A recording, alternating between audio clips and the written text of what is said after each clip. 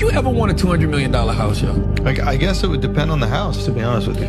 Jay-Z and Beyonce bought a $200 million house in California. Yeah. In Malibu. They're saying they paid all cash for it, too. Listen, they acting their wage. Also, the cash thing is like that's not exactly like a real thing. What most people in this circumstance do, and I didn't know this until recently, this was even an option, and this is how like people with high net worth can really have a huge advantage in these types of circumstances. You can take a loan out on your assets, use that loan, that line of credit, as cash, buy the property, and then refinance it into a mortgage. I spent 10 years as a financial advisor. Let me break this all down for you. The type of loan that Jay-Z and Beyonce used was likely called an SBLOC, or a securities-backed line of credit. Basically, with an SBLOC, you take a loan out against your non-retirement investments, and then use that money to pay for larger expenses, like a mortgage or a really high tax bill. The true benefit here is that you don't have to sell your non-retirement assets, because if you sold your investments, then you have to pay capital gains tax on whatever gains you might have. The other cool benefit is that most lenders don't even do a credit check. We simply looked at the value of the non-retirement portfolio to see if the client was qualified or not. I thought I would break it all down for you just in case you're curious.